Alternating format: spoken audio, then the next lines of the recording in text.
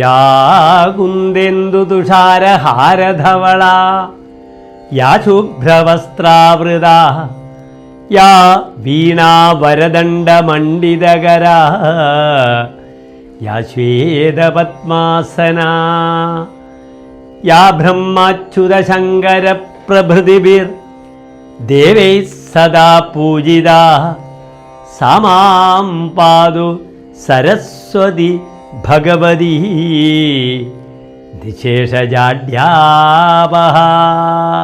പ്രിയമുള്ള ഡോക്ടർ മാരാർജി പ്രേക്ഷകരെ, നാം ചർച്ച ചെയ്യുന്നു വാരഫലം തുലാം രാശിക്കാരെ പറ്റി. ദേവനെയും ബ്രാഹ്മണനെയും സജ്ജനങ്ങളെയും പൂജിക്കുന്ന രാശിയാണ് തുലാം രാശി. രാശിധിപനായ ശുക്രനാകട്ടെ ദേവിയാകുന്നു. ആ ദേവിയെ സ്തുതിക്കുന്ന ഒരു മംഗളകരമായ കീർത്തനമാണ് ഡോക്ടർ മാരാർജി നിങ്ങളുടെ മുന്നിൽ ഇപ്പോൾ ചൊല്ലിയത്. നമുക്ക് 1199 ഇടവമാസം 16-ാം തീയതി മുതൽ 22-ാം തീയതി വരെയുള്ള ഒരു വാരം, വ്യാഴാഴ്ച മുതൽ ബുധനാഴ്ച വരെ 2024 മെയ് 30 ടു ജൂൺ 5 വരെയുള്ള ഫലങ്ങളാണ് നാം ഇവിടെ ചർച്ച ചെയ്യുന്നത്. തുലാം രാശി എന്നാൽ ചിത്ര നക്ഷത്രത്തിൻ്റെ അവസാനത്തെ 30 നാഴിക, ചോതി വിശാഖ നക്ഷത്രത്തിൻ്റെ ആദ്യത്തെ 45 നാഴിക. ഇന്ന് പ്രായണ ഈ രാശിയിൽ 5-ാം ഭാവത്തിൽ ചന്ദ്രനും ശനിയും, 6-ാം ഭാവത്തിൽ ചൊവ്വ രാഹു, 7-ൽ ബുധനാണെങ്കിലും ബുധൻ ഇടവം രാശിയിലേക്ക് പ്രവേശിച്ച് കഴിഞ്ഞു. 10-ാം ഭാവത്തിലേക്ക് മാന്തി, 12-ൽ കേതു. പ്രായണ തുലാം രാശി അടനഹ, അടതീതി അടനഹ, ഒരു ദേശത്തിൽ നിന്നും മറ്റൊരു ദേശത്തിലേക്ക് സഞ്ചരിക്കുന്ന രാശിയാണ്. They are travellers. ഈ വാരം പ്രായണ ട്രാവലിങ്ങിന് അനുകൂലമായ ഒരു വാരമാണ്. 5-ൽ ചന്ദ്രനാണ്. യഥാ പഞ്ചമേ യസ്യ നക്ഷത്രനാഥോ ദദാധിക സന്താന സന്തോഷമേവ, സന്തതികളെ കൊണ്ട് സന്തോഷമുണ്ടാക്കും രക്ഷിതാക്കൾക്ക് എന്നാണ് ഫലം പറഞ്ഞിട്ടുള്ളത്. സ്വതവേ 5-ാം ഭാവത്തിൽ പുത്രപതിയായ ശനി നിൽക്കുന്നത് വളരെ നല്ലതാണ്, സന്താനങ്ങളുടെ പഠനപരമായ വിഷയത്തിലേക്ക്. മറ്റൊരു വിഷയം, അവിടെ ചന്ദ്രൻ നിൽക്കുന്നത് കൊണ്ടോ 5-ാം ഭാവത്തിൽ നിൽക്കുന്ന ചന്ദ്രൻ സന്താന ശ്രേയസ് ഉണ്ടാക്കുന്നു. ഗർഭം ധരിക്കുവാൻ യുവതികൾക്ക് അനുകൂലമായ സമയമാകുന്നു ഈ ഒരു സമയം. തങ്ങളുടെ പൗത്രപൗത്രാദികളെ കാണാൻ അഭിലഷിക്കുന്ന മാതാപിതാക്കൾക്ക് അവരെ ലഭിക്കുവാനുള്ള സന്തോഷം ലഭിക്കുന്ന വാരമാകുന്നു ഈ ഒരു വാരം. അതുകൊണ്ട് സന്താന സംബന്ധമായ ശ്രേയസ്സിന് ഈ വാരം വളരെ അനുകൂലമാണ്. കുട്ടികൾക്ക് ഉന്നത വിദ്യാഭ്യാസത്തിനുള്ള യാത്ര ഈ വാരം വളരെ അനുകൂലമാണ്. അവരുടെ സ്കോളർഷിപ്പിന് അനുകൂലമായ സമയമാണ്. ഒരു വിദേശ യാത്രക്കൊക്കെ വളരെ അനുകൂലമായ അവസ്ഥ സംജാതമാവുകയാണ്. ശാരീരികമായിട്ട് വിഷസ്പർശം ശ്രദ്ധിക്കണം. അസമയത്ത് പ്രകാശമില്ലാതെ വീട്ടിൽ നിന്നും പുറത്തിറങ്ങുമ്പോൾ തിരിച്ചു വരുമ്പോൾ ശ്രദ്ധിക്കുക.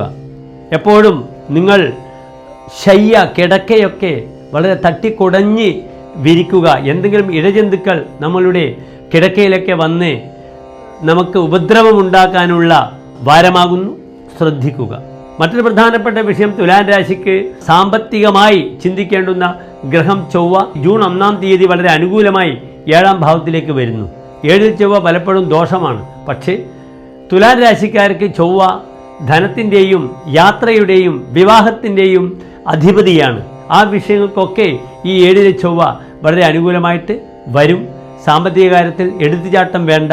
കാരണം ചൊവ്വ ഒരു രുചക മഹായോഗം ചെയ്യുന്ന ചൊവ്വയാണ്. സാഹസവാൻ, അസമീക്ഷ്യ, അങ്ങേയറ്റം ശ്രദ്ധിക്കാതെ ഒരു പ്രഷർ കൊണ്ട് കാര്യങ്ങൾ തീരുമാനിക്കാതിരിക്കുക.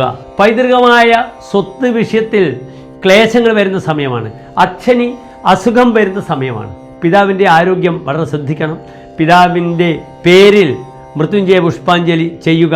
പ്രത്യേകിച്ച് കാർത്തിക, ഉത്രം, ഉത്രാടം നക്ഷത്രക്കാരായ അച്ഛന്മാരുള്ളവർ ശ്രദ്ധിക്കുക. തങ്ങളുടെ അച്ഛന്മാർക്ക് വേണ്ടി ശിവക്ഷേത്രത്തിൽ വഴിപാടുകൾ ചെയ്യുന്നത് ഈ വാരത്ത് അവർക്കുണ്ടാകുന്ന ക്ലേശങ്ങളെ അകറ്റുവാൻ പര്യാപ്തമാകുന്നതാണ്. പിന്നെ സ്നേഹത്തിലൂടെ ധാരാളം പ്രയാസങ്ങളുണ്ടാവും. എടുത്തുചാടി പ്രണയബന്ധത്തിൽ പോകും. എന്നിട്ട് പെട്ടെന്ന് നാട് വിട്ടു പോവുക, വീട് വിട്ടു പോവുക എന്ന ചില ചിന്തകൾ വരുന്ന സമയമാണ്. അതുകൊണ്ട് ഇമോഷൻ ഷുഡ് ബി കൺട്രോൾഡ്. വികാരങ്ങളെ നിയന്ത്രിക്കണം. ഇല്ലെങ്കിൽ അനാവശ്യമായ പേരുദോഷങ്ങൾ പെൺകുട്ടികൾക്കായാലും ആൺകുട്ടികൾക്കായാലും യുവതികൾക്കായാലും യുവാക്കൾക്കായാലും ബാധകമാണ്. വളരെ ശ്രദ്ധിക്കുക. ഒരു തരത്തിലുള്ള പ്രലോഭനങ്ങൾക്കും വഴങ്ങേണ്ടുന്ന വാരമല്ല ഇത്. സ്വന്തം വീട്ടിൽ നിന്നും വളരെ പെട്ടെന്ന് തെറ്റിദ്ധാരണകളൊക്കെ ഉണ്ടാക്കി വീട് മാറിപ്പോകുന്ന സമയമാകുന്നു. അതുകൊണ്ട് സഹോദരങ്ങളുമായി വഴക്കിന് നിൽക്കരുത്. ഒന്നിച്ച് കൂട്ടുകുടുംബത്തിൽ സമാധാനത്തോടെ നിൽക്കുന്ന കുടുംബാംഗങ്ങളിൽ അസ്വസ്ഥത സൃഷ്ടിക്കപ്പെടുന്ന ഒരു വാരമാകുന്നു. ഏറ്റവും അധികം കൂട്ടുകുടുംബത്തോടുകൂടി താമസിക്കുന്നത് ലോകത്തിൽ ഇസ്രായേൽ ജനങ്ങളാണ്. ഒരു പ്രയാസമില്ലാതെ വലിയൊരു വീട്ടിൽ 100-150 പേർ താമസിക്കുന്നു. ഈ രീതിയിൽ താമസിക്കുന്നത് ഇന്ത്യയിൽ ഒരു സംസ്ഥാനം മാത്രമേ ഉള്ളൂ, പഞ്ചാബ്. ഒരു കാലത്ത് മലയാളികളും അങ്ങനെയായിരുന്നു. 4 കെട്ട് 8 കെട്ട് 12 അടി ഒരു വീട്ടിൽ തന്നെ എല്ലാവരും സന്തോഷത്തോടു കൂടി താമസിച്ചിരുന്നു. ഇന്ന് മലയാളിക്ക് ഒരു വിവാഹം കഴിച്ചാൽ ഉടൻ അടുത്ത ചിന്ത വാടക വീട്ടിലേക്ക് പോകേണ്ടുന്ന ചിന്തയാണ്. അണുകുടുംബമായി ബന്ധങ്ങൾക്ക് വിലയില്ലാത്ത ഒരു കാലമാകുന്നു മലയാളിക്ക്. പ്രത്യേകിച്ച് തുലാം രാശിക്കാർ ഈ ഒരു വാരം പ്രകോപനങ്ങൾക്കും പ്രലോഭനങ്ങൾക്കും വഴങ്ങാതെ സമാധാനമായിട്ട് ഐക്യത്തോടുകൂടി കഴിയുവാൻ ശ്രമിക്കുക. സഹോദര ഗുണത്തിന് വേണ്ടി പ്രാർത്ഥിക്കേണ്ടുന്ന വാരമാണിത്. 10ാം ഭാവത്തിലെ മാന്തി അന്യരുടെ കാര്യത്തിൽ ഇടപെട്ട് ദുഃഖമുണ്ടാക്കേണ്ടുന്ന ഒരവസ്ഥയെ സൂചിപ്പിക്കുന്നു. പരകാര്യസക്ത, അതുകൊണ്ട് തൻ്റെ കർമ്മം മാത്രം ചെയ്യുക.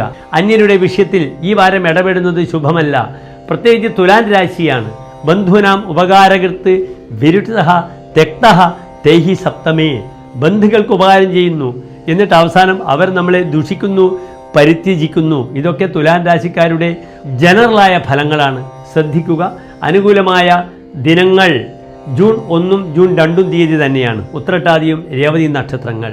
പ്രത്യേകിച്ച് തുലാൻ രാശിക്കാർ ജൂൺ 2-ാം തീയതി കൃഷ്ണപക്ഷ ഏകാദശി ദിവസം കൃഷ്ണക്ഷേത്രത്തിൽ പോകുന്നത് വളരെ ഗുണമാണ്.